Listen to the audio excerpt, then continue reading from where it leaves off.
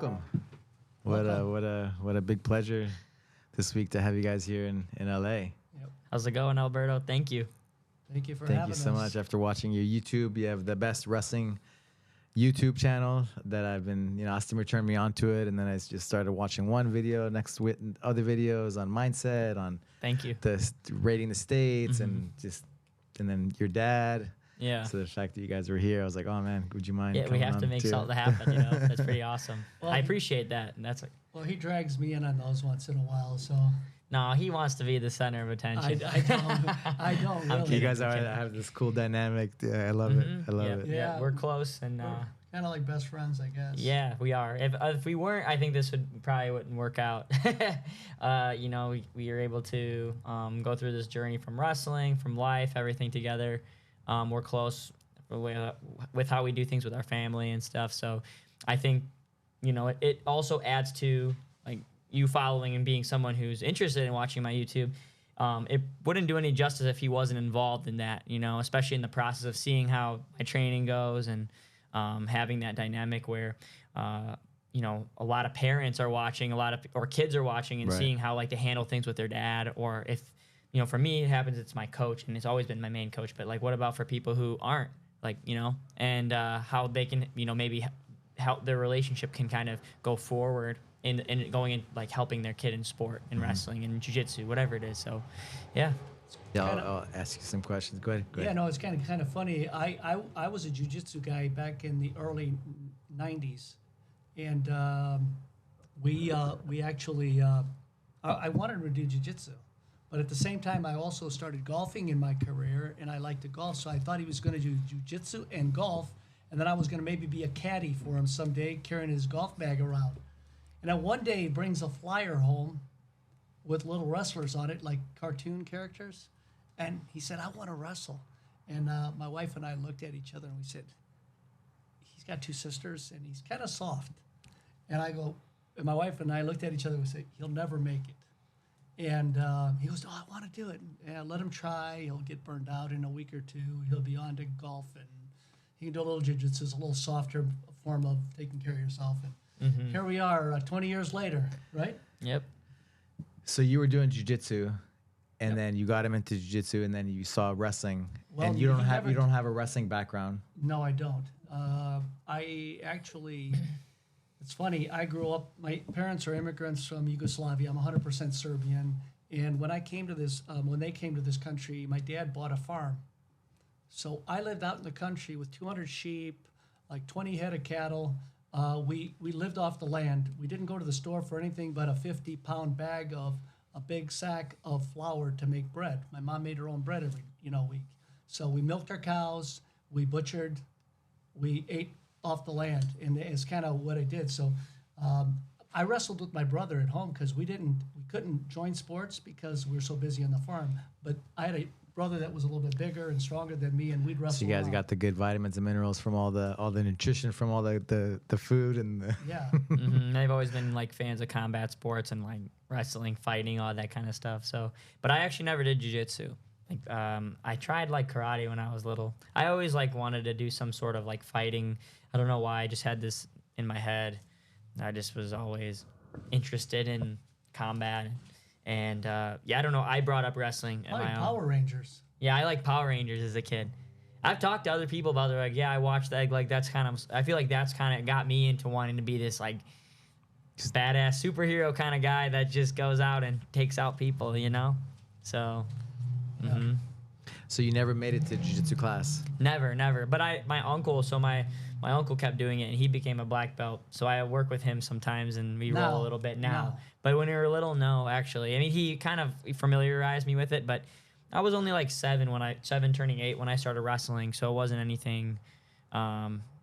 It was so early on. Then I kind of had this thing where I loved wrestling, and I felt like that was like God's calling for me to do it because I just had this thing where I just felt it, and then going forward, I started seeing success early, and I just always chose it over other things that I even have passions for and interest in now, like my hobby, soccer or golf or different things that I like, and I just chose wrestling over it. So I was like, this is so strange, and looking at what I've accomplished now, it's kind of felt like you know, I had my path. That was where God was leading me.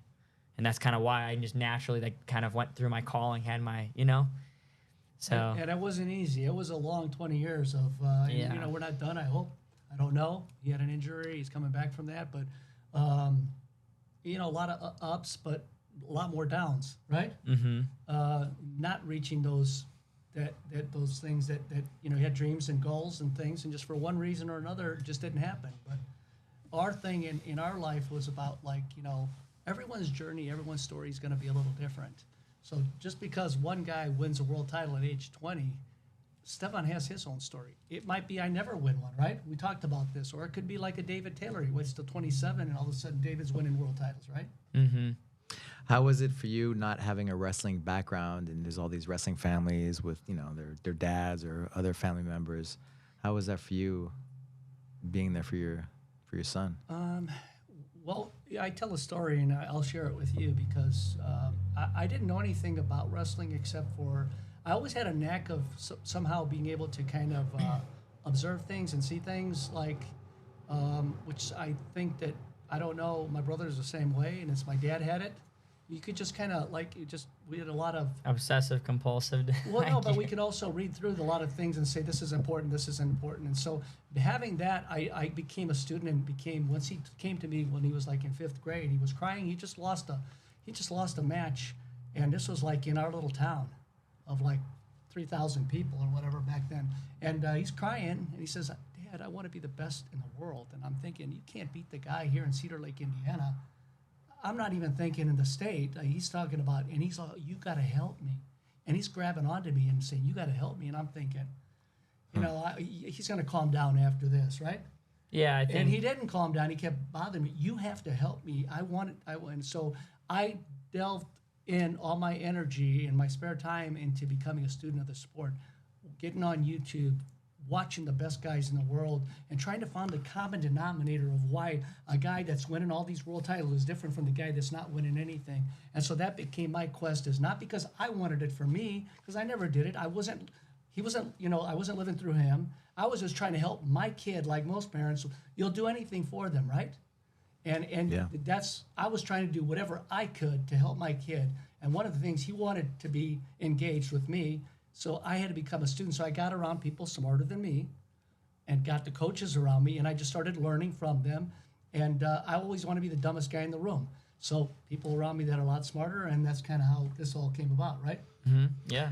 Where did that drive of I want to be the best in the world, 5th grade? I don't Where's know. that coming I from? don't know. Well, when I was little, I always thought I would be something special. I know that sounds funny, but I didn't want to just ever, in my mind when I was little, I just kind of always wanted to be something. I wanted to stand out from the rest, if that's the best way I would put it. Because I didn't want to just be the guy like in the back. Like I said, I like Power Rangers. I wanted to be the front and center dude. And I didn't know how that was going to happen. I didn't like try to do it. But when I decided to do something, and especially invest the amount of time in it, I just didn't want to try to do something. And yeah, in wrestling and in things, like, you can't promise what's going to happen. But it's like once you just have a love for something, and once you're on a quest to doing that, that's the most important thing that you're trying to do, to become the best. And then at that age where it's like, regardless if that happens or not, but at that age, then it was like, okay, what is the best thing to do in wrestling?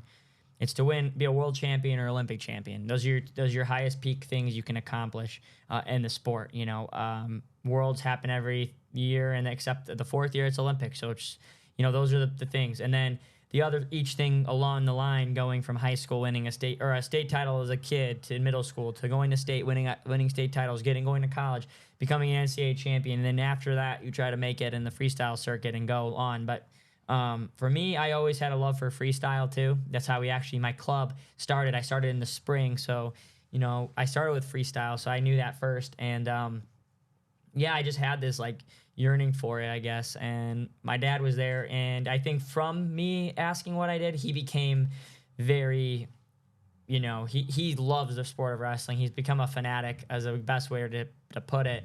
But he's not a guy who is obsessed with the sport.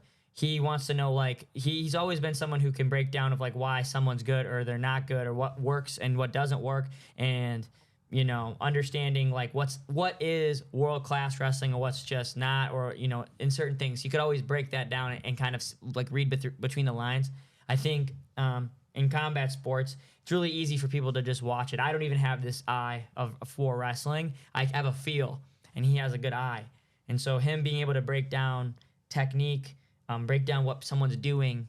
And go back and break film down, watch that, or see and say like, this is high level. This guy is seeing success now, but doesn't mean that it's high level. It doesn't mean that this is world class technique or like the top guys this won't work on, you know. Versus like he'll understand like this is what's gonna work, or like, you know, he can kind of like read through the lines of things and understand like what it is at its core and how this is gonna work. And then it's almost like he can predict things. Like after like a little while, he'll be like, I don't know, am I crazy for thinking this? And then like people, because things are either hyped up or whatever, and then all of a sudden he'll be like, oh, this stopped working. Was like, well, okay. He kind of predicted the future of knowing. So what I'm trying to say is he was able to, with my wrestling, we always were able to kind of build from the highest level of things and try to make our wrestling, you know, that around that way. Yeah, because honestly, Stevan isn't the most gifted guy in the world. He's not fast. He's not strong. He's not the most flexible. All right, relax. There's always somebody stronger. There's always somebody. No, but it's true. No, Like, I would say I'm an overall good athlete, but I'm not like I'm not a freak of nature by any means. not like some of these guys like a Musakayev or, you know, a Jordan Burroughs kind of guy that's just, you know, just got But this all. guy just is Super gifted athlete, with talent and can just go. I was never like that guy that's got talent, but I've always had really good skill from, you know, with wrestling and building onto my. And I think that's where I ran into a buddy of mine because of my jiu-jitsu background, but only about a year ago or so, I was introduced to John Danaher, not in person, but because I was talking, they said, well, you sound a lot like John. And now I'm not at that level anywhere close to John. He's a legend, okay? I'm In just jiu-jitsu. In jiu-jitsu. But what he talks I'll about... give you my opinion just on from. Just go ahead, keep on. Yeah, but what he talked about, I agree on some of the things that he talks about, like skill development. I've always talked about. He talks about handicap training. I've always put Stevan in handicap situations in wrestling, even when he was 8, 9, 10 years old. I'd put him flat on his belly, locked on a leg, and if you can finish from there, you can learn how to get up and get out of these bad situations. And I'm going, I mean, we talked about this yesterday a little bit when we came through here a little bit. Didn't we talk about the common denominator of success, whether it's business, whether it's, you know, fighting, whether it's basketball? Same thing. Same success leaves clues and Principles. the same things. Yeah. So How you do one thing is how you do everything. There was, I think, a little piece where you even said like, you know, your YouTube channel, like you same format of, you know, executing whatever it is, you know, that you're doing, like, you know, world class, baby, world, whatever World you said, champs and everything something we like do. in everything we do. Yeah, That's you said that. Mike Like a little coined thing, that little one for piece, me. little piece that I pick up on. Yeah. Like, for example, I recorded that piece of you. What was it about? I think what I've learned in like 20 years of wrestling, and how your dad told you about don't worry about winning. I want you to focus on getting better every year, improving your skill set. Yeah, and I I recorded mean- that piece and sent it to my daughter. Well, it's true, because what happens when you said about parents and things like that, what I learned was just watching these other parents, and I learned from other dads. Like I only didn't learn it from coaches. I watched dads, and there was a guy, Bob Sherg. He had 5 sons wrestling when my son was wrestling, and the way he conducted himself, I wanted to be like that guy. They're crying, they're coming to him, he's consoling him, he's calm, he's relaxed. And, you know, I was going crazy early on, you know, and being one of those crazy dads, right? And then I learned that, you know what, I love my kid more than I love the sport. Yeah. And that's one thing that was very important.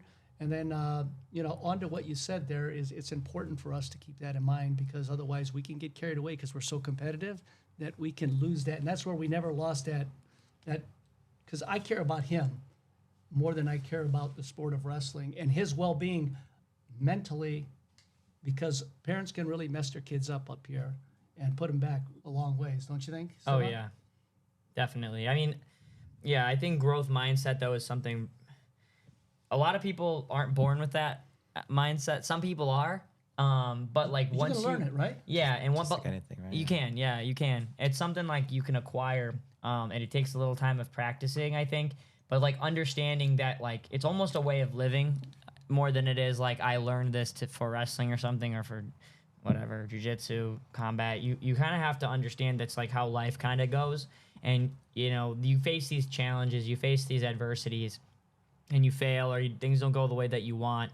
But you have to like overcome that and know that like each time you do this, that when you go into the what's next, right? You go into the next phase afterwards, you're trying to recover or learn. You have to learn from those things and knowing like I'm not like you just have to take the positives away and learn to not repeat the negative things. And I've always been somebody though, and it's probably one of my best characteristics, but sometimes it's a little bit annoying. But I'm just always really good at knowing whenever something happens to me in life that isn't good.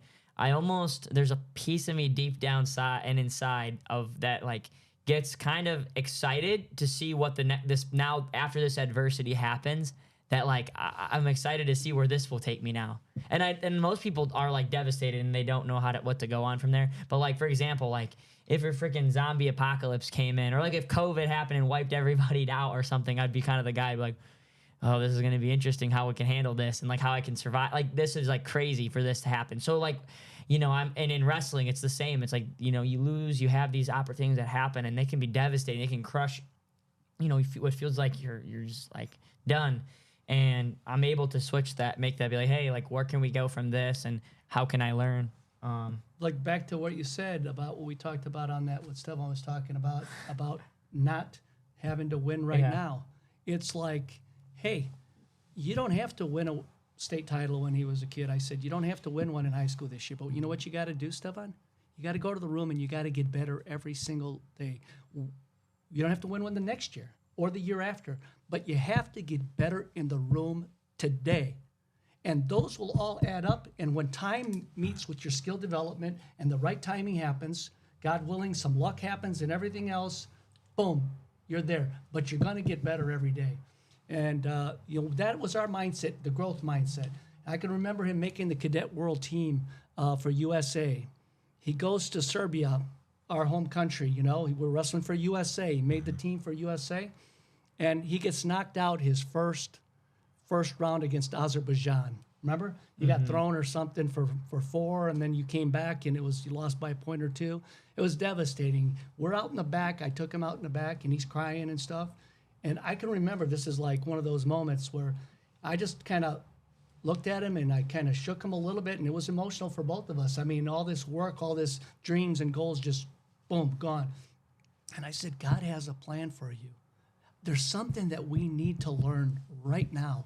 Let's take this, right, Stevan? Yep. And I said, let's find out what it is we need to get better at because we're not there yet. Let's take it. So I kept kind of planting those kind of seeds that all failures meant is that we're going to succeed somewhere down the road, maybe bigger and better, but we need to callous up. We need to harden up. We need to get better at things that we're not good at right now. Would you disagree? And that's kind of our mindset. So that's kind of how our journey's been. It's been a lot of ups and downs, but it's always get back up, dust yourself off, go back to work. Love it. And this is a big question and very, very broad, but what advice do you have, you know, for parents? You talked a little bit about it, high school, college, you know, international. Yeah, well, you know, like for parents, I can tell you because I made a lot of mistakes. And one of them is that, like, make sure that your child and your son or daughter is doing it because they want to do it and they have a passion for it. And sometimes you have to kind of groom them, or you've got to kind of massage that situation a little, meaning like you got to give them some time off. You just have to know your child, and you have to try to, if you want them to stay in it, it's not by pushing them into it. It's just making it so that it's their idea and making them comfortable. I would tell him, you can quit, because he wanted to quit early on. But I said, you know what? We don't quit anything we start. So at the end of the season, if you don't want to come back next year, right? Yeah. We don't have to come back. Yeah. I mean, I didn't ever really want to like quit. You talked about it. But the next year, what happened? I gave him some time off. He wanted to go back. And then pretty soon, it was not an issue at all. So one of the advices would be, you know, give him some time off too. We always gave him a month off every year, and so we're like especially probably till about like 7th grade, maybe 8th grade. Once I started like being like, okay, I'm trying to go and, you know, I'm starting to like mature and get into like where I'm like I want to wrestle all year. But like elementary school, I took off the summers, you know. took off a couple months, the summers. Yeah, summers, yeah. One month usually. Then he'd want to get back. No. And I always say, nope. Then he'd kind of want to, and then he's back at it again. That's one little bit of advice. Any other advice that you think from me? I mean, what we did? I don't know. I think parents. for parents, there's like a level of, I think like when a parent gets invested in their child and wants to push them, right? Like you want to make your kid really good and you want to push them. There's like a level of like trying to like get them to like win or just get better, like kind of what he said. But like what we've been talking about is the growth mindset, but it's just like a lot of times parents want to see success like immediately. Now. And it's really frustrating to watch that happen and thinking like competing at the most tournaments and trying to go, you know, just overload on tournaments to try to win. And the kid is like slowly getting burnt out. And yeah, I think. And are they really getting better, right? Yeah, and they're usually not getting better from that process. I would always say this, and is that we kind of like planned, and for parents, I would tell you, I would plan out like your tournaments.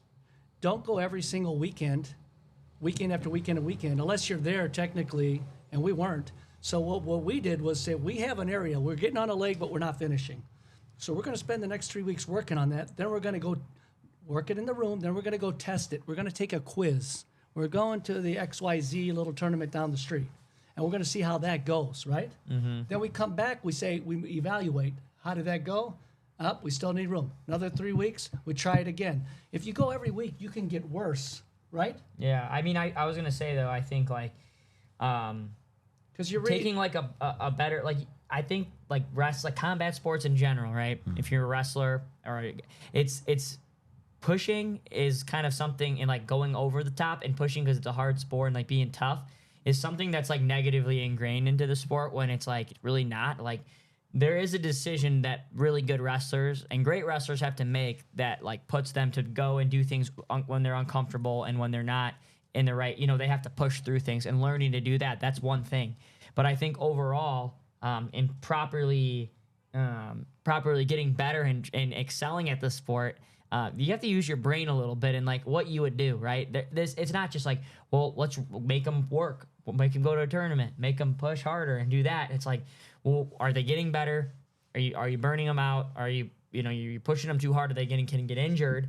And are you just all these things are like, added. You have to look at this and be like he's saying, you go to this small tournament, we're testing things out. This isn't really competitive. We don't care how you do, or let's get some matches in, and you don't have to go to the national tournament where you're competing and you're nervous and you all of a sudden you're losing. It's like mentally good for you to go to maybe an easier tournament, test some things out, see how you do. And you're still getting your matches in. Okay, then they'll go, somewhere a little bit tougher, and you can wrestle some better opponents when you're in shape to do so. And then you're ready, for peaking, and you're not over competing, but you'll learn how to compete at these tournaments, and you'll learn, but by still competing, but doing it smart. And I just think wrestling, like here, at least in America, I've noticed the most it's in the U.S. is like we just get. I think sometimes American wrestling style is just a little bit doesn't use their brain as much as other places where the sports science in it, and I'm not saying that in a bad way, because the American wrestling is still very successful, and all other countries want to wrestle like Americans, tough, hard nosed, and really physical, and also cardio wise. Yes, right? But I'm speaking into the thing of like, will they ever pass Russia? Will they ever get to that level? And it's like, the depth though over there, it's a little bit, they just kind of know how to they have a formula that works, and America doesn't have a formula.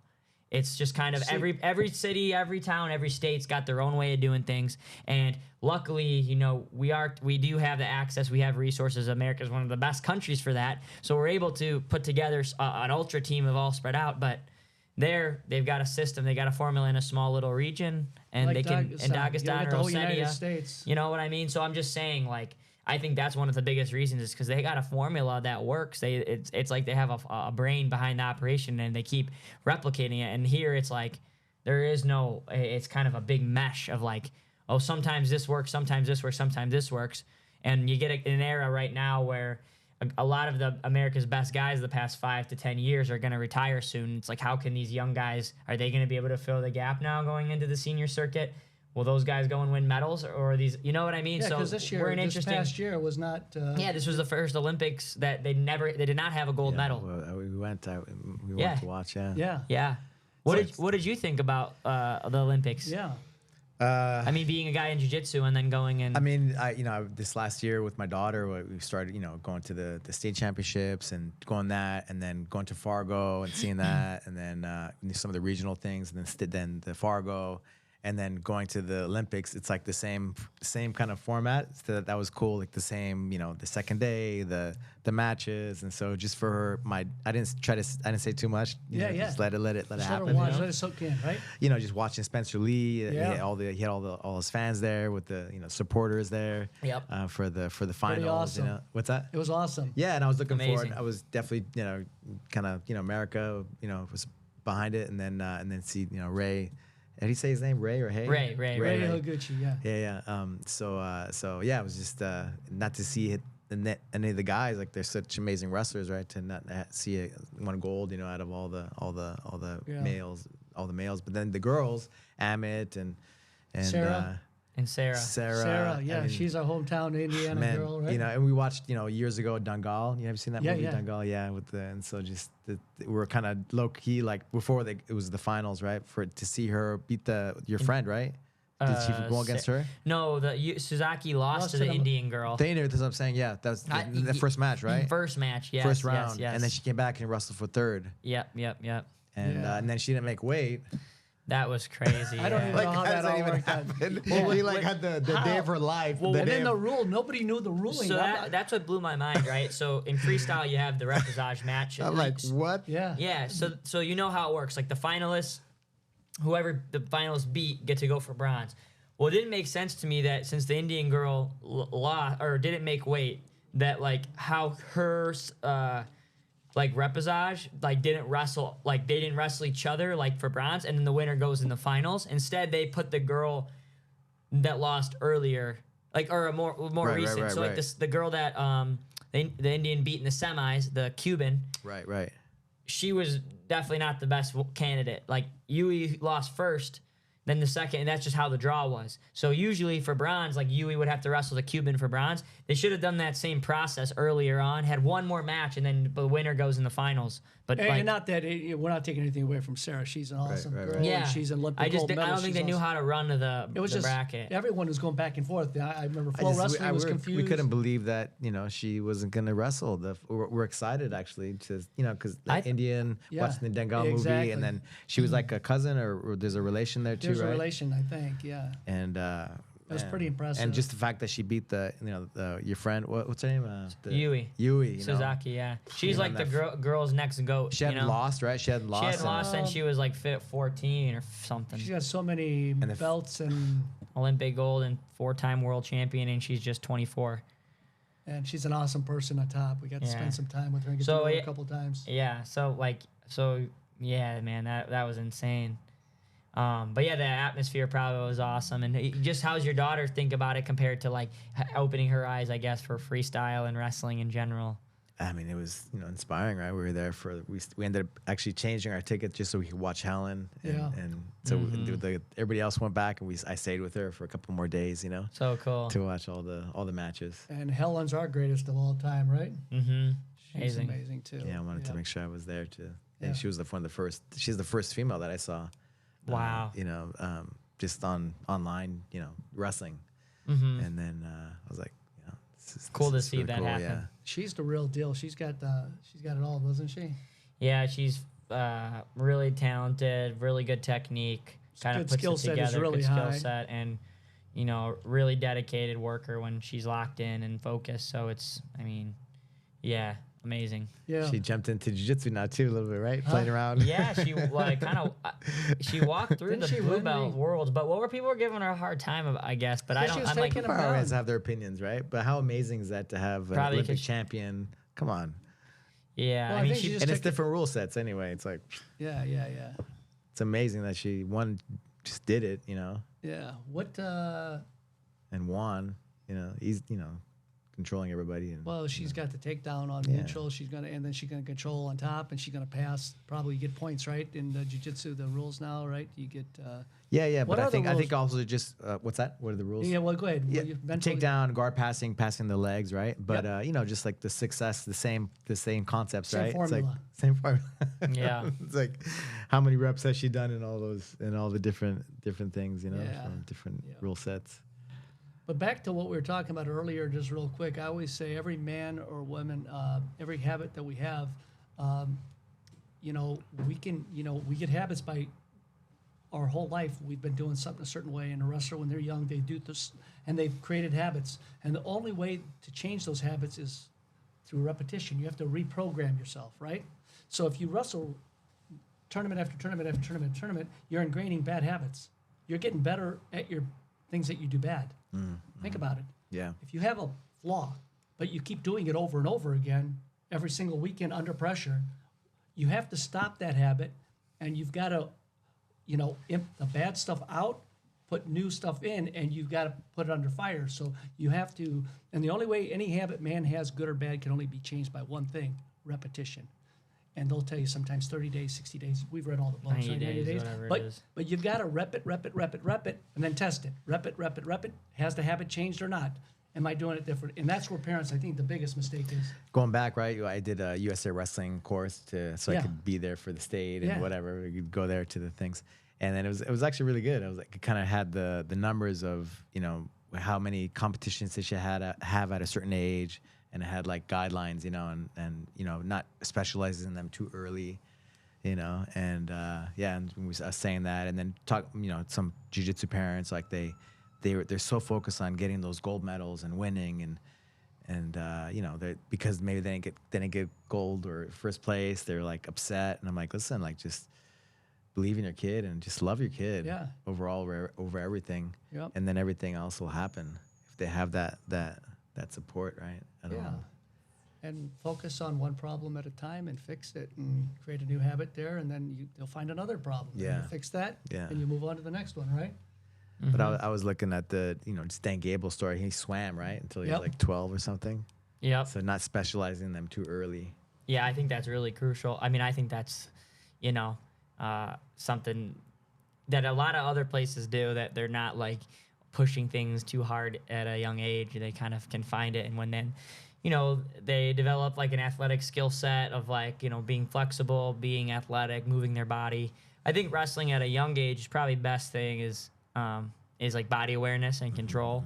I think that's like the best thing that it really teaches, more than like, okay, what you need to do to keep. But I think the other things that kind of come from that, you know, you really can't be gained until you're probably like, I mean, depending 10, 12, probably something like that. I would say like 12, really when you're like, okay, now I can take it to the next level and get better. So, Yeah. and like actually get better. Talk about Dan Gable, amazing guy. I thought for a number of years that about Dan Gable, like, I think the way America started wrestling like Dan Gable, the mindset and all that, helped us and hurt us. I don't think Dan was that guy. He's a really smart guy, and he's not just go. And even recently, Stevan, what did he say on an interview? Yeah, he said something like, I would be using all of these sciences. Science. I would have, I didn't know any better, he said. I listened to And the Lex Friedman podcast. Okay. And he was talking about, you know, the Russians and the Well, see, science, and I wish I would have had more of that, and I learned that from my loss. Where Americans fell into wanting to be like Dan because he was awesome for our sport and his toughness and his physical and his go get it, and then they stopped trying to maybe do the science piece and the skill set, and they were just go. It was almost like what they took that one little thing Dan was doing really great, and then it became like the whole everything. culture of American wrestling, and I think that's kind of the bad thing. That like, it's almost like there's this like warrior component of it that like people want to like say that's like, oh, 'cause I'm American wrestling. That's like that's the style. That's how it's supposed to be.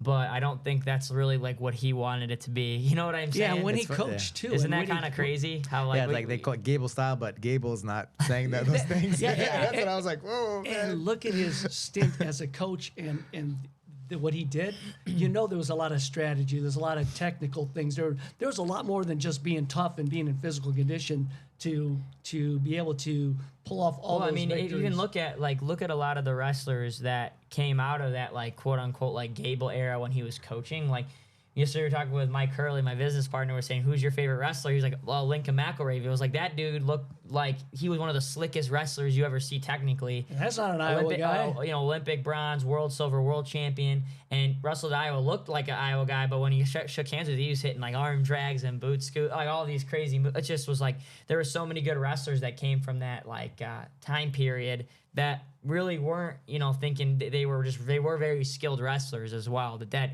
maybe they looked like they could just kind of break the person, but their skill levels matched that they could push the pace over guys because they were head and shoulders just better skilled wrestlers. So then it kind of like after this, now it's the way that like I guess Iowa has been in the last few years, and they're always going to be a top program because of that. They're going to get the recruits like that Bo Bassett kid that just committed there.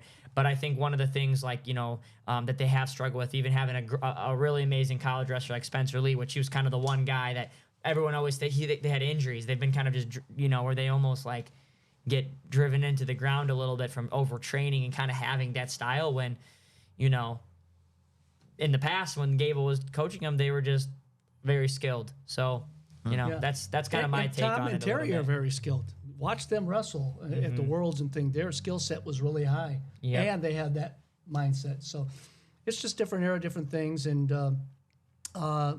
wrestling is growing. It's getting better. I love the piece about the women. The women, they're going to help wrestling grow. They're going to help it grow. I don't know if you know that, like how important that is for our sport. I mean, yeah, like my daughter's high school coach, he's saying like women's wrestling is saving wrestling in a way because they're well spoken, they're pretty, they they're good for the sport. And I never thought after going through my daughter's postseason and just seeing how many girls there are, I was like, this is a sport, compared to like jiu-jitsu and what I'm used to, That's right. Oh yeah, that many girls wrestling and they're good too. Right?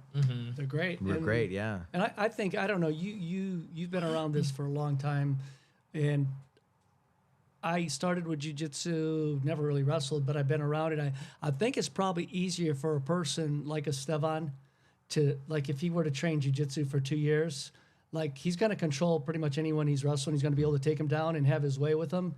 And so then trying to teach a black belt in jiu-jitsu how to be that good at takedowns and to control, it's a little more difficult with that piece of the puzzle. Wrestling's not super user friendly, so for someone who's after teenage years to be like, hey, how do you wrestle? It's like after teenage years. After teenage years, I would say. I mean, you probably would know better from when the age exactly would be, but like from someone in jiu-jitsu to go and try to wrestle, but doing it at a young age, it's kind of like something like learning how to walk properly. Wrestling, you kind of can do it like it's like riding a bike now for me, but for someone who like wants to learn, it's like at they'll 20, never. You can always tell. It's very difficult. Even if like he wrestles and trains for 5 to 10 years, you could still tell that that wasn't something they did.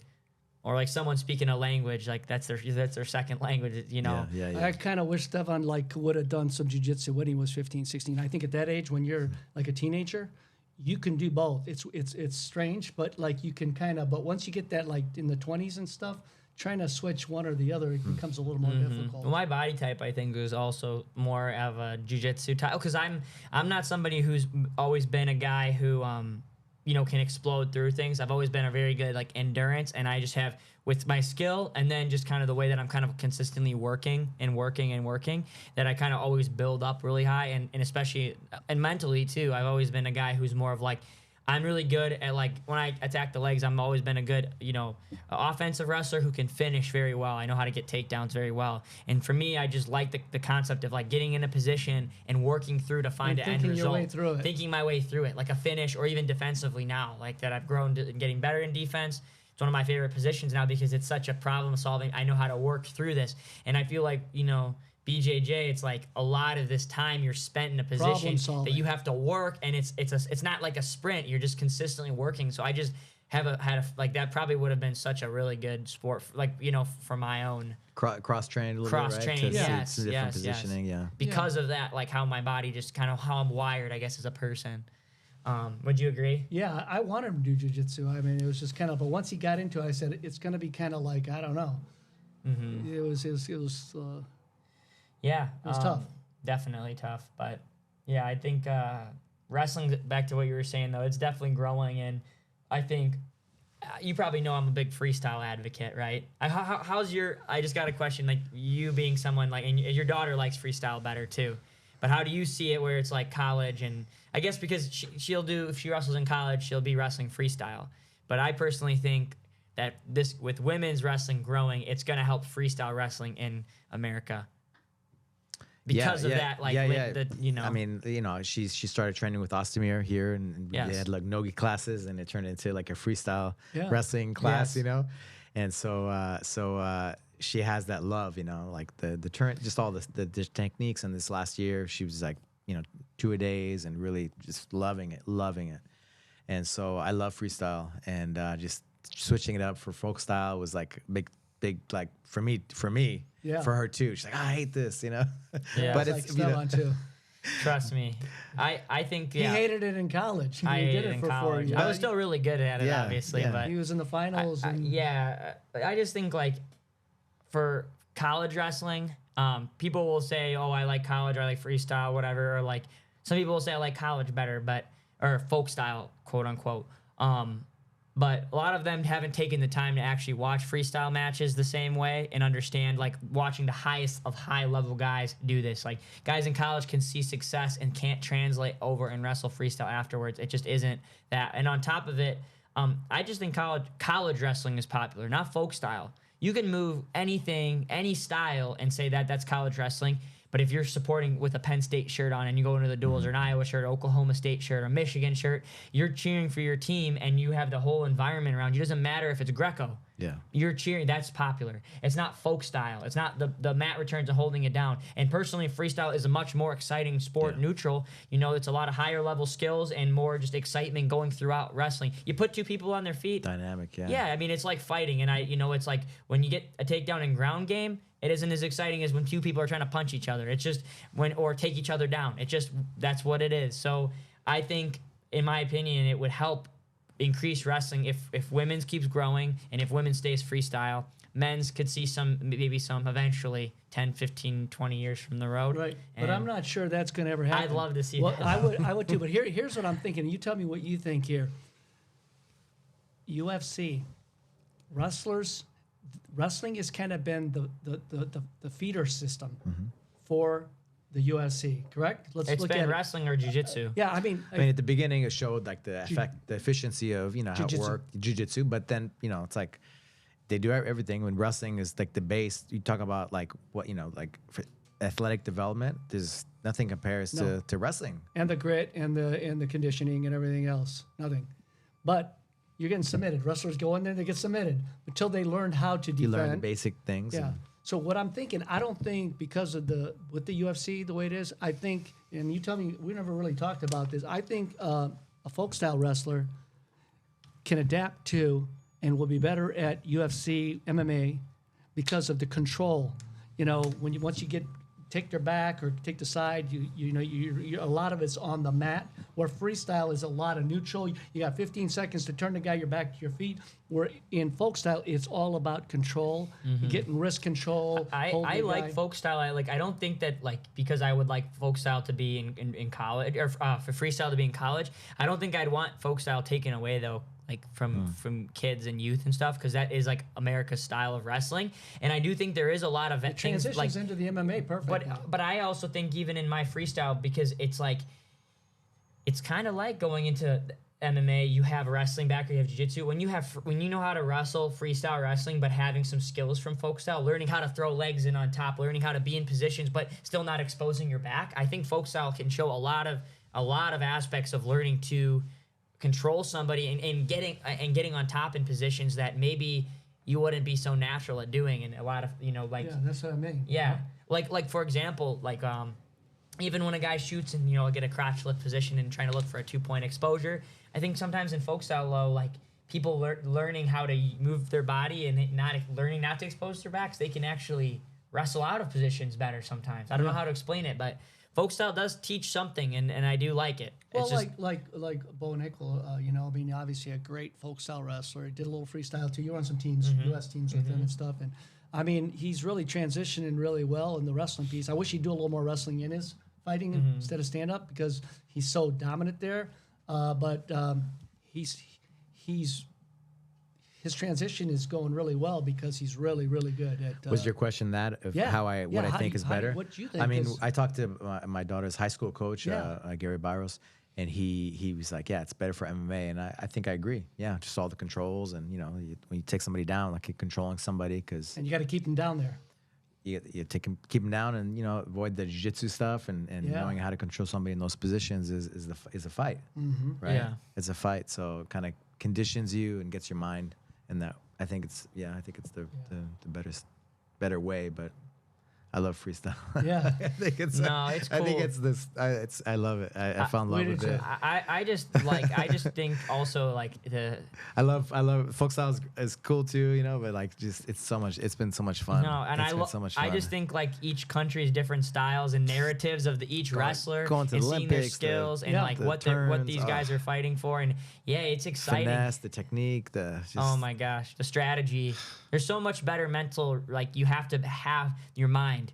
You have to. I think college, like freestyle, the better guy usually wins, and I like that because I mean, folk style, yeah, it can be cool, but it keeps a lot of bad wrestling involved because you can get away with like really bad habits in wrestle and folk style because You a lot up of on your back, rolls. yeah, it's you know, you're trying to wear the guy down, and sometimes with that attitude of trying to be like first, second, third period, you're just like ride out, hold on, take, cut, and it's sometimes like just the match can get carried away, and sometimes I don't know, it just sometimes promotes, I think, sloppy wrestling, you know, and no real thinking in freestyle. And in any high level sport, you need mental. And the older I've gotten, just watching soccer, watching basketball, watching football, watching like UFC fights of like, you know, people doing things and winning at things and using their brain and tactics of doing it. And when I did folk style, I swear there is no like brain being used. Like barely. There's a couple things you need to know, like, you know, I get a takedown and I need to make sure I ride him out with the last 20 seconds in the period to make sure I don't give him a point.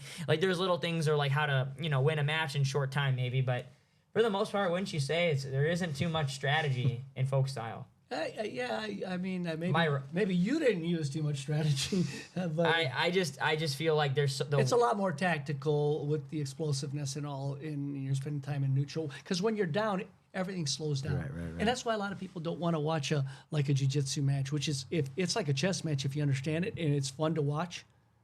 You know, kind of like a soccer game, 1-1 or 1-0. Right. No one wants to watch it, but once you get into it, you understand what they're really doing. It's amazing. It's just like a good jiu-jitsu.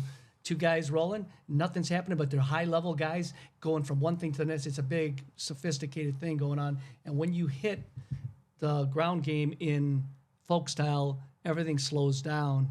And that's why you probably don't think there's a lot of brain going on there because you got to hold the guy down. The guy's trying to burst and get up. And Just comparing it to freestyle, right? It's like, it's not that there's not, but there's a lot more that goes into it. Like, you know, you're not going out of bounds and just all the different things in freestyle. Yeah, learning how you can't run away, And it's but so you have to learn fast. how to hold Yes. position and learning your tactics of circling or controlling a position or holding the mat and making it look like you're doing something for the referee in order to get the guy on the shot clock, and you know, taking your 1 point when you need it instead of maybe 2, or you know, learning how to finish toward the end, like learning to do things in order to, you know, get rewarded points, or you know, and beat your opponent that way. Yeah, I watched the finals with my daughter, the the World Championship Yes. finals with The Jiu-Jitsu. Higuchi? And just talking about that, like the last, it's close Oh my match, gosh, right? yeah. And you just the little subtlety of like not running out of bounds, so you don't show the ref that you're running whatever, or not you're running out, but just just the He was trying to do anything to make sure to win. Especially, I don't know if you see Higuchi's Olympic match against. I was talking to you about it yesterday against the Georgian Kinchigashvili from Rio. Right. It was like, I think you could just see in his eyes like, I needed to do anything to get this, because he literally lost been off robbed, of. Remember, he got robbed. They were grabbing. The guy was holding his hand, and it was lost by a point. And it was like, he was just trying to do anything he could to just get that. But he played it smart, you know? He played it smart. He did it what you need to do within the rules to win. And, I mean, I think that's kind of like what and overall, I think there's a little bit more that in folk style. Sometimes I don't know. There is strategy in it, but I think I just can see the a little bit more of an elite mindset that's being played into it that you have to do with the stakes on the line and, for freestyle. For freestyle, yeah. Maybe like it's, Dan Gable's talking about it on the Lex Friedman podcast. What was he saying? I don't. It's the art and science, like putting more art, hit the science and the art of wrestling. Yeah. And and talking about the Russians Yeah. and talking about the You should have him on this show sometime. I mean, yeah. that'd be amazing. Yeah. Yeah. Yeah, I was obsessed with him when I was young, when I was starting in jiu-jitsu. I read all his books, like Season on the, just any book that was out there, and it's just his mindset, and it's kind of funny how things happen and it goes full circle with just recovery base and the Russians and just that type of training compared to, and you're saying that the Gable style is not what Dan People Gable think- does. Yeah. Well, I mean, they took a piece of what he did really great, which is And they amazing. blew that And up, they- and they and they forgot said, the important this is- stuff. This is like you make a cake. There's a lot of things that go in the ingredients, and they just took one ingredient and they used it. And Dan had a bunch of stuff going on. Man, there. reading all his books, people saying, Dan Gable style, and then looking at that podcast, it was a long podcast, right? And him talking how it is, and I was like, my mind was blown. I was like, what? This Dan isn't Gable style isn't what Gable. that's what we're fits- trying to say, and we've always said it even before he talked about it. Is like we know. I mean, this isn't all there is to it. There's more to it, and if you want to, and you got to continue to keep evolving. You're too, right. Going back to the world championship, and your son saying, "Dad, you got to help me. You got to help me." Yeah. And then him winning the world championship. How did it feel to have your son? I know this is kind of going to sound a little funny to you, but it was like, for me anyway, it was like just an affirmation. It wasn't really that exciting or anything. It was more like an affirmation, like we expected it to happen a lot sooner, actually. It just didn't happen till he was 27. It was kind of like, just keep working, keep getting better. Got to get better Same in the mindset. room. Yeah, Same we mindset didn't act like it was like this thing that was some miracle, because like It was no if this miracle. is your goal, like you have to. But also, it was good to know when you have a goal set affirmation. that's set for so long and actually accomplish it. I think that was the coolest feeling. in Serbia too, right? In Serbia, yeah. Especially like that was the place also where it was like I said, I lost my very first match wrestling at like an age group world title. I was 0-1 and knocked out of the tournament in Serbia. Fast forward, what was that? 10 years later, and then I go win the How senior far world you've come. championship. Yeah, in Serbia. So But pretty crazy. there was a lot of things going on there. Stevan walks around probably at 143, 145 at the biggest. He takes a big cut, but that's not a big cut in wrestling. I know high schoolers that cut 15 pounds, and they Yeah. act like Stevan cutting at 125 from 145 is a big deal because he's 5'7", But the thing about it is, though, I remember being in that tournament. Stevan made weight. Who did you have first round? I wrestled Korea, and then the next match I had. What did you cut that morning of? We cut like 6 pounds? 6.5. Probably 3 kilos, which is like a little under 6.5, 6.6. We like to do it that way because what we've learned is that Yeah, I try to stay hydrated as much as I can. Eat and drink, go into bed, then I and like wake up water early. for my In the water morning, loading, then and cut then the weight. in the morning cut the weight. But still, like my first match has always been, and I had a Korean guy, so I was actually more nervous for that match, which was by far the easiest match of my 5 matches I had. And I was the most nervous for that match because I was just like, I got to get through my first match.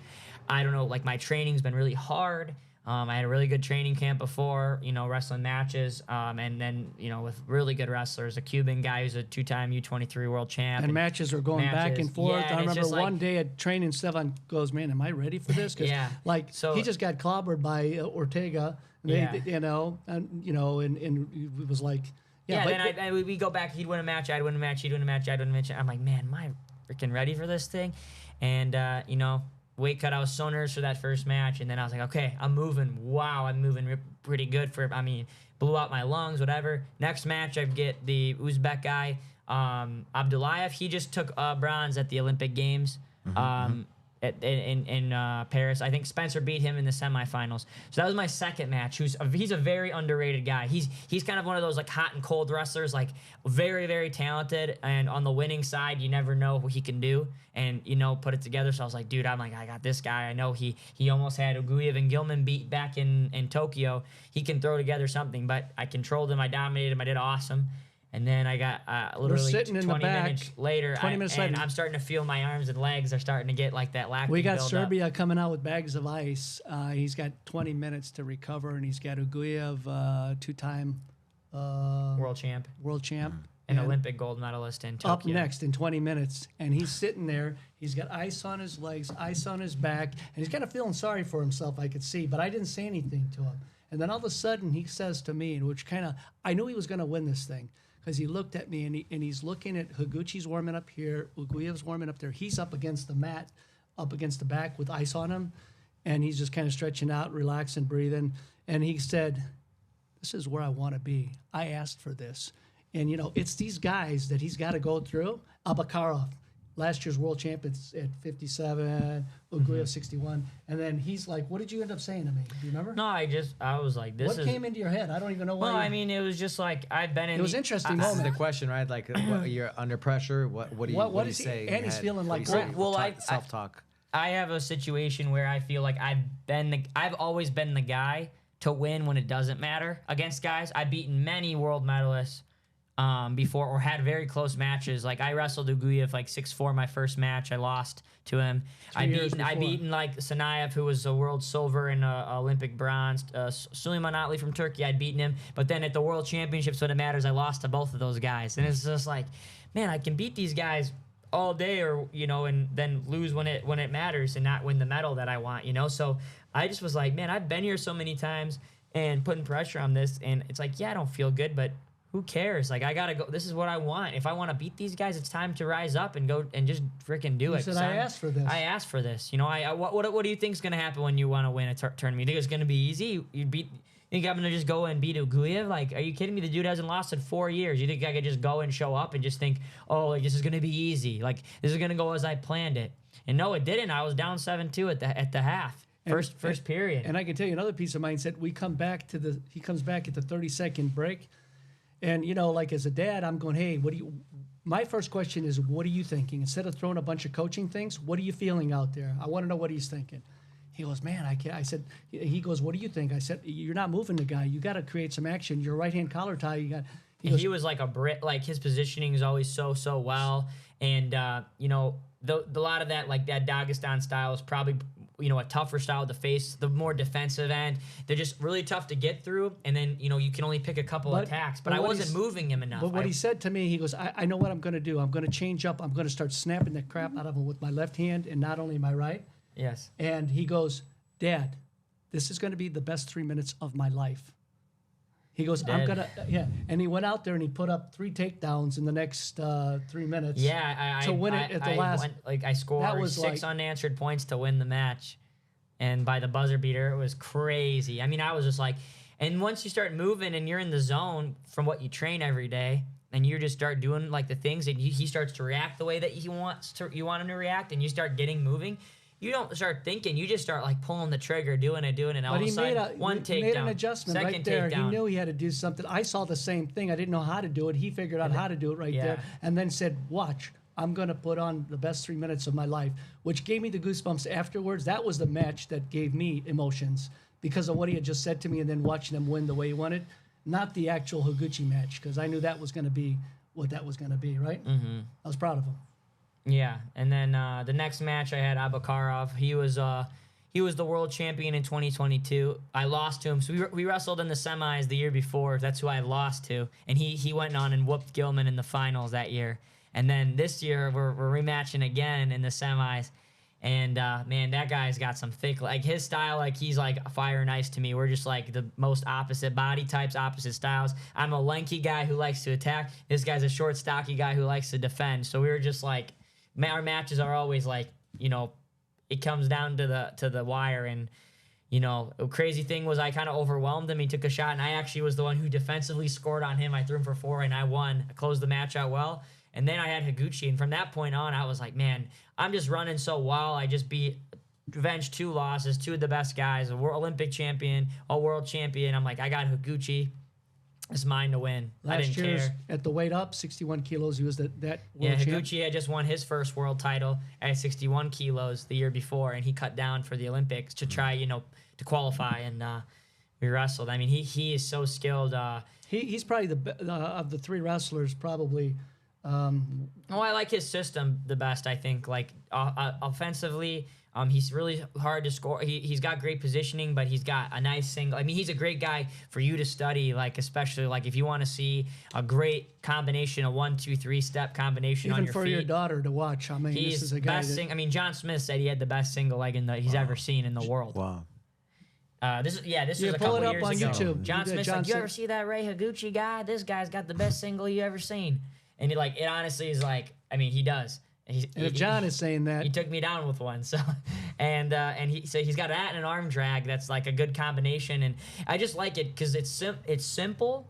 He has a formula and he knows how to pressure, and he can make it work, and it's high level. It's not like he comes in, just grabs you and just no. It works on everybody. You know what I mean? But It's high level. That was probably the match out of all your matches that, like, when we go to practice, like when you're preparing for a world championship, our training partner becomes Higuchi.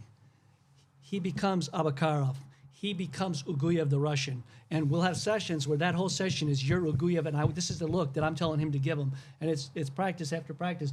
He fell off track the most with that Higuchi match, even though it was, 7-4? What was the score? It was 7-4, but he was kind of like He wasn't listening. He kind of fell. He just won it because. Well, I just didn't.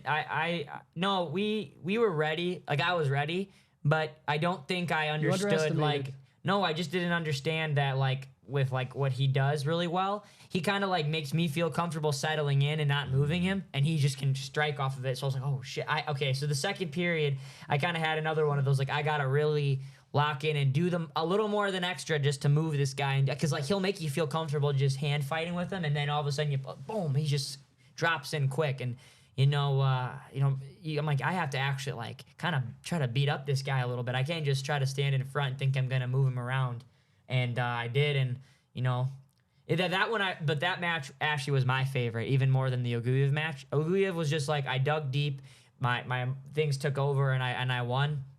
And that was like his first big loss. That was kind of like the Rocky Drago moment, kind of, except I was for Serbia. But still, that was kind of that. But Higuchi's I like because it kind of showcased my overall wrestling abilities. It showed my offense was high level. It showed my counter offense was high level. It showed when a guy gets to my leg, I score. I have world-class defense now, something that 2 years ago I did not have. Yeah. So it was kind of like everything in that match. It was like I couldn't have like dreamed of a better finals match to have against a guy like Higuchi, who was Olympic gold and a world champ. And like, like when you picture like beating somebody, it's like you don't want to be like, I'm just gonna attack him and like that. Of course you'd like to, but like what do you picture when you want to, like, what's the final climax in the movie? Like, that's how you want to win. Right. I get that nice takedown. Then all of a sudden, he comes back, he takes you down. He takes me down again. All right, I'm down. Now I got to score. Boom, I score. Oh, he's on a leg, and guess what at the end happens? I score on him to take him down with my defense. That was kind of like, always for me, was like, that's been your kind of weakness. Like, you've kind of always struggled when you're winning, and a guy gets on your leg or something like that. And that was kind of like my reaffirmations, like, you're there now. You got world-class defense. You just scored there. And that's how I won the match, was because I scored off a defensive thing. So it was kind of like, those things that you flash back to, all those work when a guy goes on your leg, it like came into work. So that's why I like my Higuchi win over him the best, because I also, really respected him. I remember watching his Olympic silver medal, like, losing as a kid at 19, and I remember I was 19 and he was 20. I'm like, I couldn't do this at 20 years old. Like, going and watching him, just go in and just storm up, upset everyone, and make the Olympic final. So I was like, this kid's only a year older than me doing this. I was like, I gotta do. So it was like kind of cool being like, for me, Higuchi I always saw as like a dude who was older, even though he's like the same age as me. And then wrestling him, it was just like that whole experience was like, for me, just like the coolest thing, I think, over anything. We got a lot of respect for him. Yeah, all the guys. All three of them. But like that one for me was crazy because like of the way that it was, Yeah, Hey, amazing. we talk a lot. Sorry. You asked me about the Olympics, Yeah. and just how dominant Japan was, men and women. Yeah. What makes them? Well, we spent time there. Stevan, you've been there twice for the Olympics in 2021. Because of the COVID year, they had it instead of 2020. And then we went there and we trained for 2-3 weeks. I can't remember, right? Yeah, we trained there for 2 weeks. What I think is, it seems like every Olympic cycle, their whole focus is on the Olympic cycle.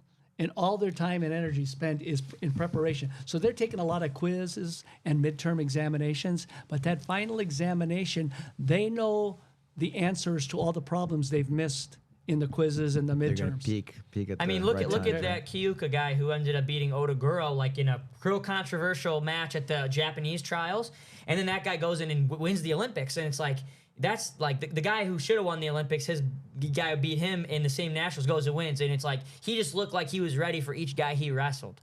And he was peaked ready. And that Kyoka guy might not make a team. I mean, he could not. Japan's weird like that. And that's what I think right now we're seeing it more than ever before, because for two reasons. Russia wasn't at the Olympic Games. So remember that. And it's still 3 guys won, right? And 3 guys from other countries. So like if they weren't Japanese, they were representing. Yeah, exactly. So first, if we look at that. Second, the Japanese guys beat Americans. That usually didn't happen.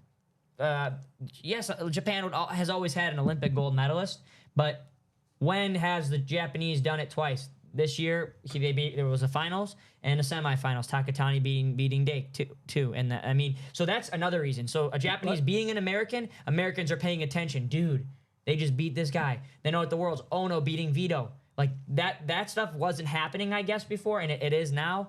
So I think that's the main thing, and Russia not being there. But we'll see now this next year. But there's more technical pieces to it, and I want to talk about that a little bit. But all I gotta say is they got great coaching. First of all, they're good students. It's an amazing experience. Their culture there, the way they train, the respect they have is off the charts. I think, this is what I was gonna go into, because I think they are right there when it comes to the skill and ability. It's like a Russia and a USA. And they train. They train hard. There's a lot of matches, a lot of, More than ever that I've seen in a room before. When we went there, they'd have 4 or 5 matches every single day at practice. I mean, live goes 6-minute matches. Mm-hmm. But I think it boils down to their determination and discipline and focus when it matters. But more importantly, this year, what happened was, I've always said they're great at getting to the leg. They don't finish well. They're ankle biters, I used to call them. Like, they'd get in and their head would be down on the mat. They're all coming up and they're finishing high.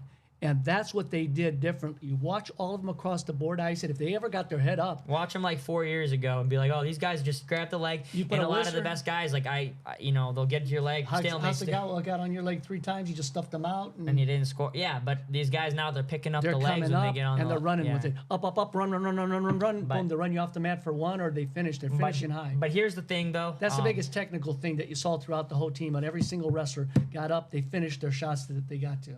But yes or no? No. And even Takatani, who wrestled Dake, was always hanging down Dake. Dake would chest lock him and throw him. Yep. This time he was getting up and finishing Dake. Yeah, I just got to say, I think the only thing going forward now with looking at Japan, and is the way that they have their structure and like their whole it's not like in Russia where it's kind of like this is your pride, it's your everything, or America where a little bit like, oh, I'm a wrestler now. In Japan, like a lot of these guys don't stay in the sport for too long. There's so many guys I've seen become world champions or an Olympic champion and just be done after their career. So you never know, like how, or a young kid comes in and beats that guy. It's just it's so competitive, but like their focus isn't on wrestling. That's not like their highest accomplishment in life for them. Why? I think part of it's probably money. They don't have the most funding, but we'll see this year. All I'm saying is, I really like that they're doing well. I love Japanese wrestling, but I'm also not going to be surprised if they don't go on and have that same success this World Championship run, because history has repeated itself so many times. We're like, man, these guys come in for the Olympics, and what the heck happened at Worlds? And then boom, there's an Olympic champion or 2 Olympic champions the next year. Then 3 years later, Worlds, nothing. One guy who's a guy. Then a great. This is the best Olympics they've had because it's been in all 3 styles. So we'll see. All I'm saying is, Russia's going to be back. Don't forget about them. And their women's wrestling is the best in the world, I think. Russia? Yeah, Japan. Japan, yeah, Japan. Yeah. So that's all. That's my take about it. But I love that what they're doing, and I hope they can keep it up because I want to see them be a big, like a long-lasting powerhouse, like a U.S. and a Russia. You know. But I think with the women wrestling there is what really struck me is that like Yui, she was coming into the men's room and the coaches are they were putting a hammer on her, and they were pushing her hard and she was wrestling. They're not nice to them, and I don't mean they're respectful, but they're not easy on them because they're a girl. They like run through them. They push them hard, and they one up them every time, and they're in there wrestling with the boys and the guys, right? And it's tough practices. Yeah. And she's competing in there. And then really, she goes in and just goes in and whoops all the girls. So it's like I'm getting wrecked every day, or like I'm in a battle every single day with these guys, and all of a sudden I go with these girls, and it's like pretty impressive. Who's your favorite wrestler of all time? Oh my gosh, American wrestler. Wait, who's your favorite wrestler first? I mean, like I was obsessed with Dan Gable when I was younger. You know, so. You know, now I'm studying. Now I'm watching different people. You know, who's your favorite like new era wrestler? You know, I'm not so deep. Not so deep. Yeah. I've been loving you guys' YouTube channel. Yeah, I'll say it. You can say it was me. Yeah, and so like that finals match. Yeah, was because I was trying to teach my daughter like the mindset things and how do you approach it, and then finish with that. You know, you executing that, the things you're talking about, right? Like you can say one thing, but then actually doing it in that kind of a match, like a Rocky Balboa, you know, crazy, like down to the last seconds, you know. Oh yeah. Oh, I get it. Yeah. And okay, all right. Yeah. I'm listening. But mine would probably be when I first started studying. American wrestler at the time was John Smith, and really. I took elbow control from John Smith. Stevan was never really a low single kind of guy. Elbow controls, controlling the elbows and shooting off of there. Yeah, I didn't mean to because you were asking well, who's my favorite wrestler. So Dan Gable, the mindset, and then since I've been hanging out with Ostomer and doing the Satyev, you know. He sent me videos. He would have to be if I had a top 5, it would be. He's on your favorite Mount Rushmore. Yeah, it would be Arsen Fedzayev, who was. A 6-time world and 2-time Olympic gold medalist from Russia, from the old Soviet Union back in the 80s. His simple system, inside control, reverse wrist. And he did it at like 65, 67 kilos, which is like arguably the hardest weight class. I think he went 4 years without losing a match internationally, and like 100 and some matches. So he was considered the most dominant at the time. And because he had a formula, and because of I was just a beginner kind of watching, studying, I can kind of say, I can see what he's doing. We can copy that. So someone took a couple of the things that he did, and then I think Satyev, like you said, is probably the other guy that I have. How about you, Stevan? Could I ask you why? Well, Satyev, what I liked about him was that I couldn't follow a system with him because he just like his stance later on because he had hurt his back. What I learned from kind of do everything. He could do everything better than you. If you were good with the underhook, he was better at the overhook. If you were better at the overhook, he was better at the underhook. If you got to his leg, he was better at defending you than you were at finishing. If he got to your leg, he was better at finishing than you were at defending. So and what I learned, could turn everybody. And what I learned about him is that you have to be skillful in not just one area. Your defense has to match your offense. Your finishes, just getting to a leg doesn't mean anything. So what it helped me with Stevan is that I would grade Stevan as like 5 or 6 areas. Getting to the leg, you're a 9 out of 10, Stevan. He always has been. Finishing the leg, he used to be a 5 out of 10. Now he's a 9 or a 10 out of 10. He doesn't. There's not many times that he's on a leg and doesn't finish. So, but that takes years of getting to the point. Defending, he used to be like a 3 out of 10. Someone gets to his leg when he was younger, and then work up. Now he's an 8, 9 there with Higuchi, and showed that he scored on the best guy in the world off of that. So, what I'm saying is, Satyev taught me that about wrestling. And I think also his body type, like looking at me too, like as being kind of a guy who's a kind of skinny little kid, and Satyev doesn't look like he's much. He's going going against all these jacked looking guys, and he just does figuring it out. I mean, loosey goosey, and lanky. Yeah. My favorites probably be, so growing up, I really like old wrestlers. I liked John Smith and Fadzayev and Sergey Beloglazov. And Sergey had the honor of being my coach when I was at Michigan, coaching me for freestyle. Sergey Beloglazov. So those were my favorite because Sergey was a lightweight guy and he just could just destroy everybody. He kind of, he was a good, upper body, and he just was super exciting. Stuff that, like, a way that I didn't really wrestle, but it was just like, man, this is just super cool. And having that, like, he was an icon. He's a legend. He's such a respected wrestler and a great person. So having him around and, like, actually getting to know him later in my life was pretty cool. But then, like, my era of growing up wrestling, I liked Mavlit Batirov and Besik Kudakov were probably my two favorite, and Satiev. Those are my three, like, looking up to as a child, because I grew up in the era where American wrestling wasn't. I started wrestling the year that Kale had just won his gold medal, and then Kale, like, kind of quit, like, retired wrestling after that. So, like, I didn't even really watch Kale wrestle. So anything, like, between 2005 until 2010 is probably, like, America's worst wrestling era ever. I loved Henry because he kind of was like Henry Cejudo? Yeah, he was like the American story of, like, you can do anything even if you're not the best guy. Like, he goes and wins the Olympic gold. But I just like he wasn't a guy. Triple C. Yeah. But he wasn't a guy, though, I was watching either, like when I was younger, to be like, because this guy wasn't consistent until that Olympics. And then afterwards, I read his book and was big into Henry. But Batirov probably was my favorite. And then New era, I probably liked Sadakov from Russia, and I don't know, the Georgian Kinchigashvili, he was really good, and maybe last one I'll say is who was it? I just saw in my head. I don't know. That's probably who I'd say. I like actually David Taylor, probably his style wise. I like David Taylor's style for. I'm a big Jordan Burroughs fan, and yeah, my dad loves Burroughs. I just didn't. The guy's just. I mean, I love Jordan too, but, like, I always, like, try to like wrestlers that I kind of related to, I guess. So, like, he didn't have the God-given abilities that guy has. Yeah, but Jordan Burroughs, man, he and what an ambassador to the sport. If you know, probably Jordan, the best ambassador. I mean, I don't know if there's one that's better. He's a class act. We love him. So those are my. I got a question for you. Jiu-jitsu wise, who do you think is your favorite of all time? Of all time? Good question, right? I always liked guys that did, like, Marcelo Garcia. I like Brawler Garcia because they're doing different things, like funky things. Hodger Gracie, just because, there's levels and basics, right? And he's supposedly doing basic things, but it's he doesn't make it look deep. basic when he's doing it. So I think those guys are, like, probably my favorite guys. Marcelo has been my favorite. It's because I think he would have been a world champion in wrestling too.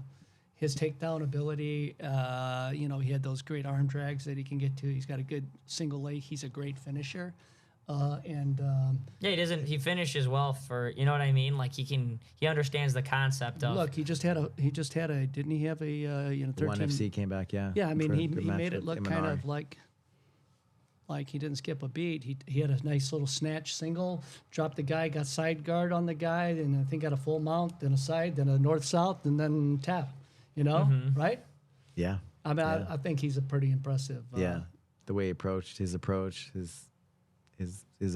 everything about his style. How do you think, like, with and I don't mean to get off track here with what you want to talk to, but since I got a legend in the house here that I'm talking to, you don't get many world champions that you're talking to, jiu-jitsu wise, because I love the sport. What about the new era? Hopefully you guys will come back and we can talk again. Yeah, Definitely. Yeah, the new era it's changing a lot, isn't it? I mean, for sure.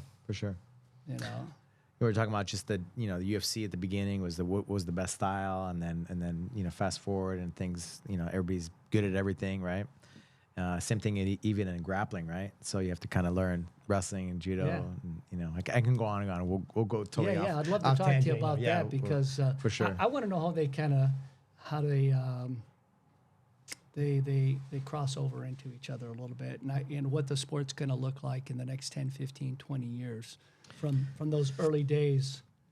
And because the IBJJF is the Federation for Jiu-Jitsu, they don't want to make an Olympic sport because they don't want to take away the essence of the martial arts and it turned into judo, like the original Jiu-Jitsu, like it turned into judo, right? And Brazilian Jiu-Jitsu kept the essence of it alive, and the Gracie family and all that. So, Totally. and so they don't want to make it that like the Sheik, the Abu Dhabi federations, Right, they right. want to make it an Olympic sport, but the big one doesn't. And what's you know. that? The AD? IBJJF, and then there's ADCC also. That's the other one, and so you know their beginning was to which is the best grappling style, and so they had jiu-jitsu versus wrestling versus sambo versus judo, whatever, and then everything's kind of mixed now, right? You have to learn everything. Yeah. That's pretty interesting. So it's exciting. It's exciting also with this thing called CGI, like the way they have like this pit kind of thing now. Yeah. So it's exciting. What about with the UFC now with the new thing with Mikey Musumeci? I love it. One FC is the one. We'll talk about it. Yeah. I'm interested in that too. So. Yeah. I was gonna ask you about the clothing. You guys are here in LA for a reason. Yeah. So we started a brand. I started a brand called ONEV. It's basically a wrestling brand that's led by lifestyle, culture, art, sport, and things to elevate the sport of wrestling, but also not just stay in wrestling. We want to combat sports and focus on growing it on and off the mat, trying to get people that are outside of the bubble of wrestling and combat sports to like it and want to understand more about wrestling, because I think wrestling needs that growth because it's a very popular niche sport. As you've seen with your daughter, you understand the community and everyone knows a wrestler somewhere. You know what I mean? This guy is here, or he's a wrestler and knows this guy, and I mean it is popular, but at the same time, because of that, like how tough wrestling is and the things that we unite with and things like that, sometimes I think it holds us back a little bit from growing a little bit. I know we talked about certain things and of wrestling that America likes as culture.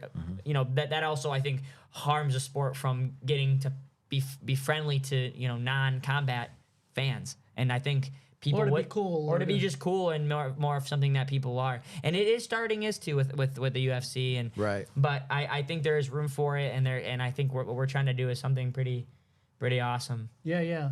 It's been thinking about this for probably 5 years with one of his partners. 5, 6 years, something like that. 5, 6 years. He's coming out with his own clothing brand, but also a brand that's not about him. It's about combat sports. It's about but he's got a wrestling shoe that's out. That's what we're in LA for. Yeah, I've got a seminar over at the UACTP. Over at Undefeated's little gym, and with that in conjunction, we're doing like a whole a shoe release, a pre-release of my wrestling Saturday. shoes. We're called the ONEV Intro Waves.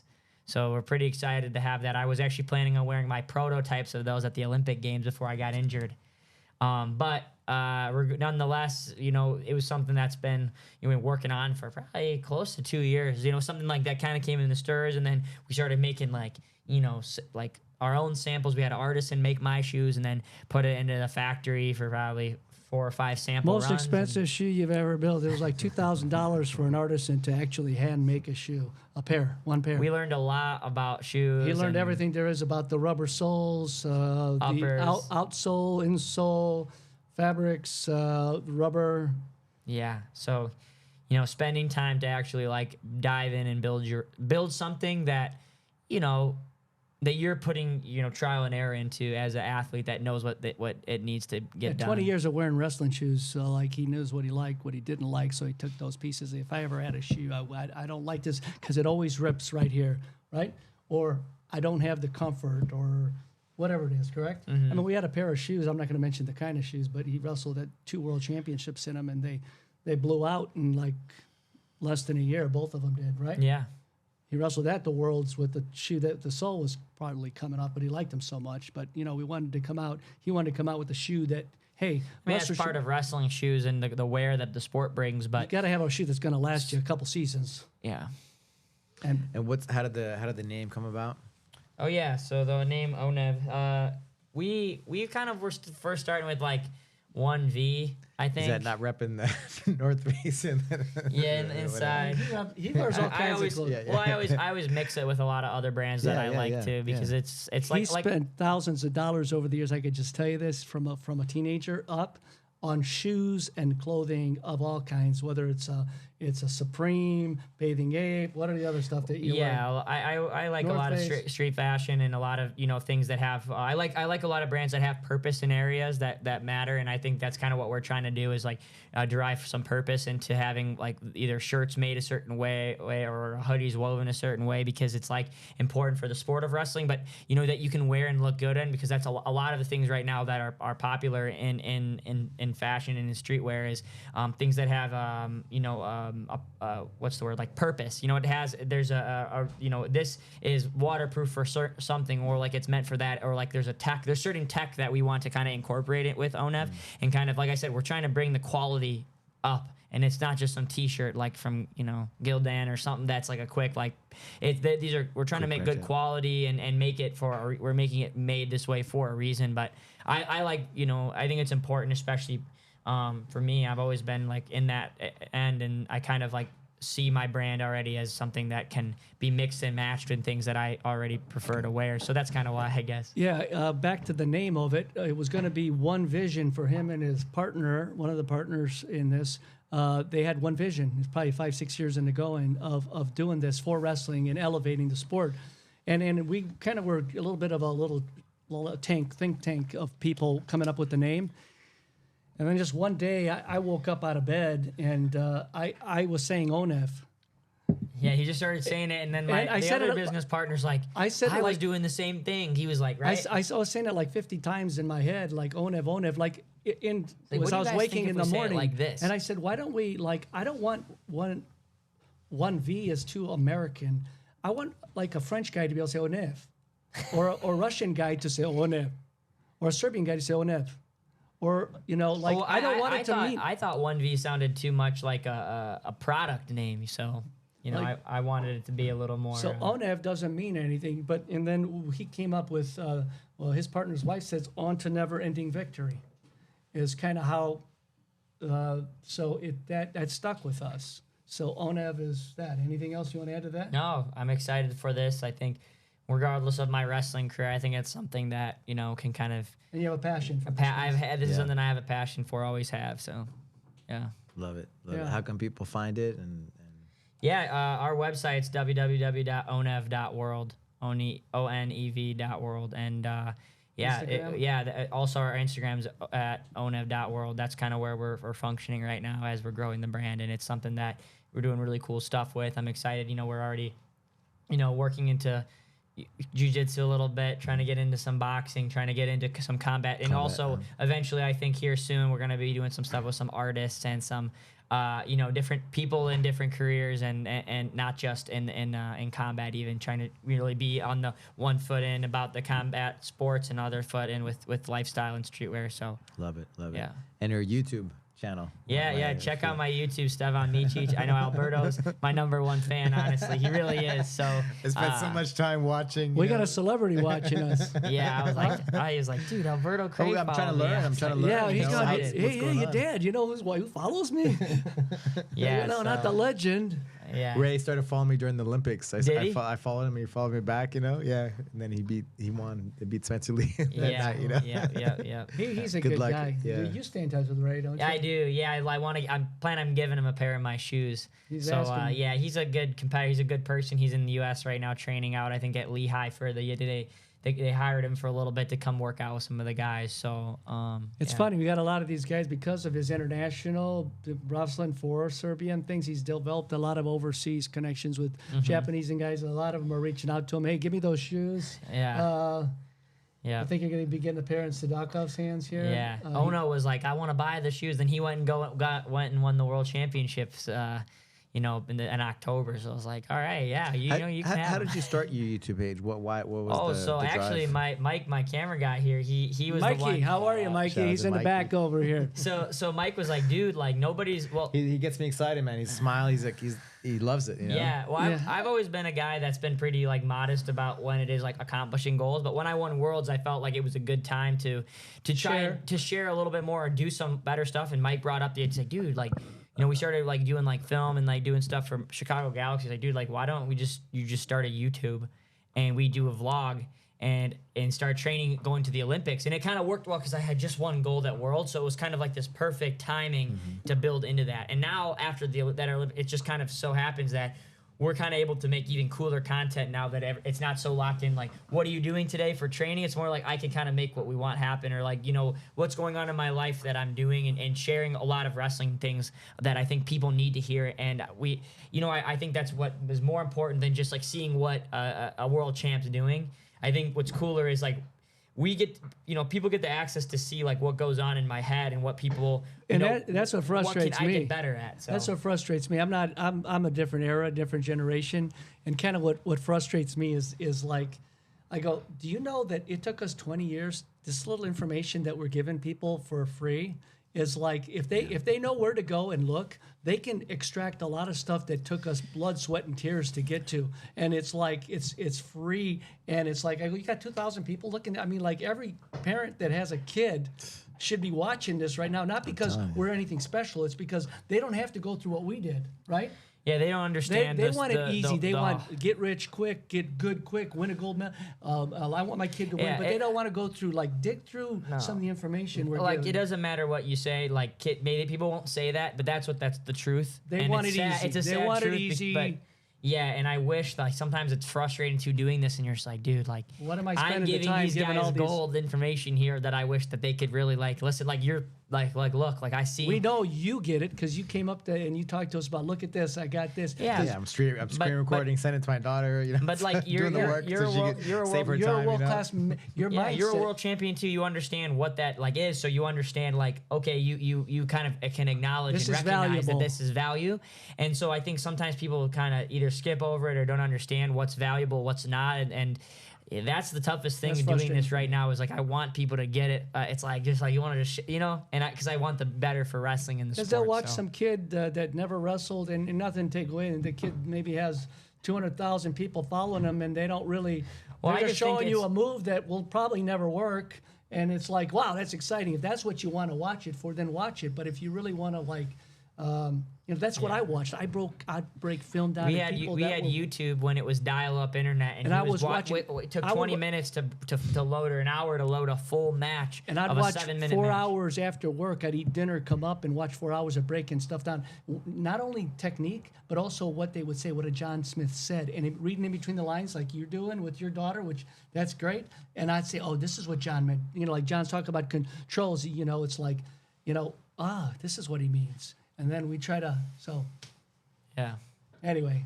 Love it. Thank you guys. Thank you so much, really. No, thanks for having us, Alberto.